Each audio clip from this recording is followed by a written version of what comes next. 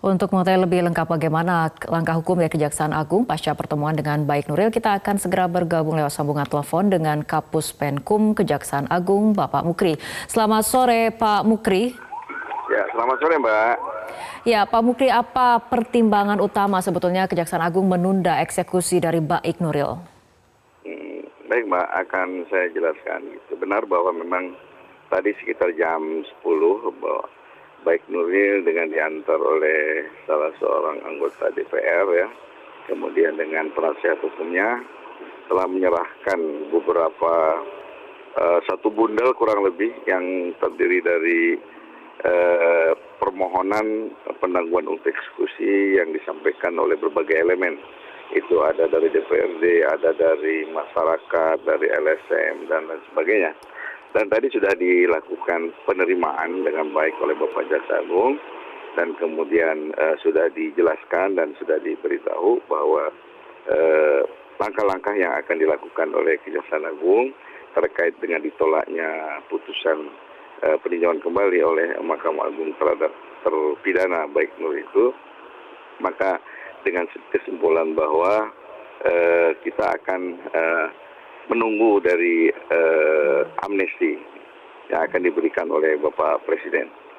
Dan di samping itu perlu saya jelaskan pula, pada kesempatan ini sebenarnya putusannya itu atau salinan putusan memang belum juga kita terima ya, belum diterima kita.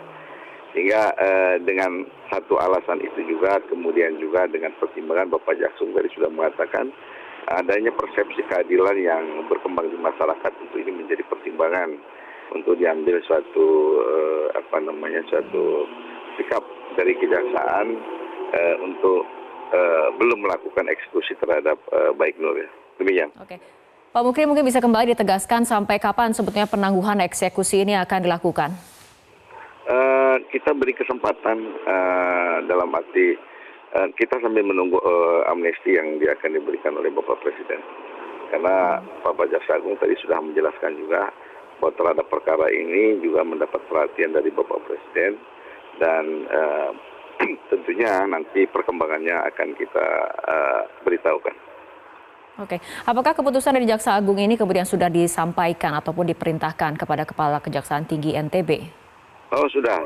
Pada saat itu juga secara langsung Bapak Jaksa Agung menghubungi Kepala Kejaksaan Tinggi Nusa Tenggara Barat, yaitu Bapak Arief, untuk tidak terburu-buru melakukan eksekusi, karena memang pertimbangan di samping kita juga belum menerima salinan putusan, dan ada perkembangan tertentu yang menjadi pertimbangan karena ada upaya-upaya atau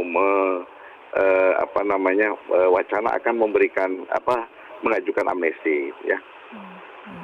Oke, jika kemudian amnesti nantinya dikabulkan oleh Presiden, mungkin bisa diberikan kejelasan juga, artinya seluruh proses hukum akan selesai ataupun Baik Nuril akan dibebaskan, seperti itu Pak Mukri? Ya, sebagaimana kita ketahui bahwa amnesti itu adalah merupakan hak prerogatif Bapak Presiden.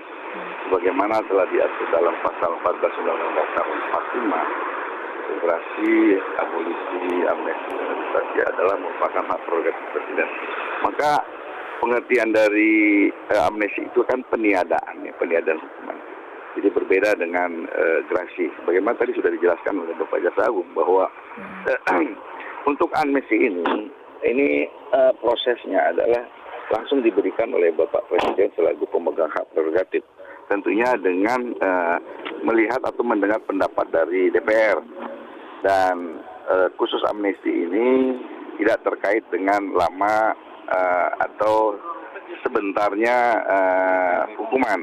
Berbeda dengan gerasi. Kalau gerasi diajukan oleh yang bersangkutan, dan itu ada syaratnya bahwa hukuman yang bisa diajukan gerasi itu adalah 2 tahun. Sehingga nanti kalau amnesti tersebut sudah diberikan oleh Bapak Presiden, secara otomatis maka legal standing dasar hukumnya jelas, peniadaan hukumannya terhadap yang bersangkutan. Terima kasih. Oke, artinya amnesti memang menjadi hak penuh dari ataupun hak prerogatif dari Presiden, di mana nanti akan mendengarkan pertimbangan dari DPR. Seperti itu ya, Pak Mukri? Ya, betul. Oke. Nah, dalam pertemuan tadi Kejaksaan Agung ataupun Jaksa Agung dengan Baik Nuril, apa saja lagi kemudian yang dibicarakan selain mengenai penangguhan eksekusi? Kita hanya sebatas itu ya, dan Bapak Jaksa Agung juga memang dalam hal ini merespon cukup positif dan bahkan cukup terharu ya mendengar keluhan-keluhan dari terpidana tersebut. Apalagi juga yang bersangkutan didukung oleh beberapa permohonan dari berbagai elemen ya.